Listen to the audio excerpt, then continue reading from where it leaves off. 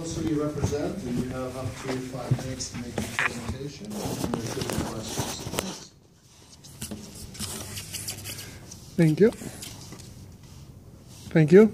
Is this working? Push the little squiggly button there.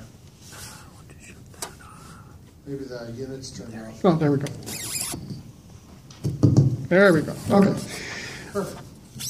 Good afternoon, committee members, city administration. My name is Chad Novak, and I'm here on behalf of the Saskatchewan Taxpayers Advocacy Group, which is a grassroots organization standing up for individual taxpayers.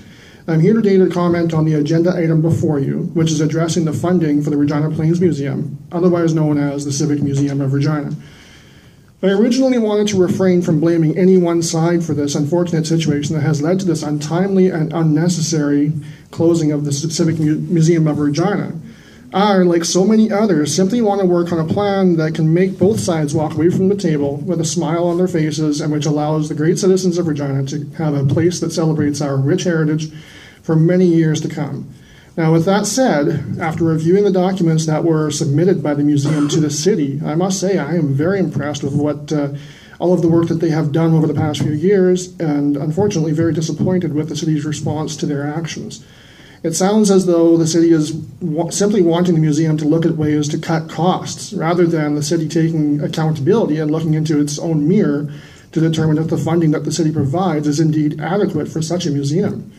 Now, when one reviews the museum's financials, one can't help but wonder, where exactly are they expected to cut costs? The museum has experienced a tremendous increase in their rent expense over the past 3 years alone, with absolutely no action by the city to help offset these known expenses. Now, when the news came out about the museum closing, it came as an absolute shock to me, and evidently to many, many others in the community as well. Apparently, it even came as a shock to our city administration, or at least that's what the image portrayed to the public was. Anyone that has reviewed the documents before you today would recognize that this decision ought not to have come as a shock to anyone involved within the city administration. The response from the public to this news on social media has been intense, with hundreds of comments circulating, ranging from how could it get to this point, to but we can afford a stadium, to what museum? Now, the latter comment was usually followed up with, well, if they would simply have advertised better, maybe they would have a better attendance and wouldn't have had to close. Now, this is, of course, a catch-22, because first off, they barely have enough funding to pay the rent, let alone pay any of the operating costs. They don't even have enough to pay insurance on the thousands of artifacts that they were fortunate enough to obtain over the past 56 years. So how then could they possibly be expected to have an effective marketing campaign? And secondly, there is currently no admission charge, so no matter how many people they had coming through the doors, the revenues would remain stagnant. I will address this issue in a couple of minutes. Now, upon hearing of the closing, I immediately contacted board representatives to find out what it was that caused them to make this sudden, drastic decision.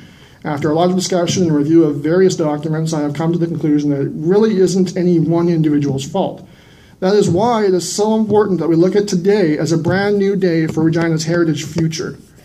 I am so very proud to stand here today and say that I can see a great future ahead for the Civic Museum of Regina, and I, as a chartered professional accountant, am honored to offer any assistance that they may need to guarantee that future. I have already been reviewing several documents and reports from across our great nation, and I have found that when you compare Regina to other cities of similar size, we fall significantly behind in terms of financial assistance offered for our Civic Museum. Now, there are many ways to look at this funding formula on a per capita basis, a percentage of expenses basis, or simply as a flat rate. Regardless, no matter how you look at it, based on every document I have reviewed, if we were to compare it to other cities of similar size, which is something we often like to do, the Civic Museum of Regina should be receiving annual funding in the area of $2 million. However, that would require you increasing their funding grant dramatically, and by no means am I here today to ask you to do that. What I am here for you today is to ask you to help the museum not only financially survive, but to thrive over the long term. Now, with that said, I recognize that there is a need to create an immediate action plan, along with a realistic financial plan for their long-term prosperity. I would ask that we please provide them with a one-time additional funding grant of $100,000 to make up for the significant funding shortfall over the past 20-plus years, as identified in the several documents that are before you today.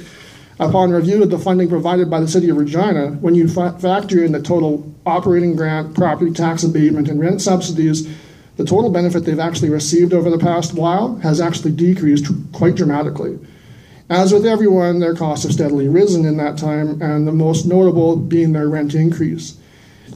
Now, they were able to negotiate a better rate, which resulted in their rent only doubling rather than tripling.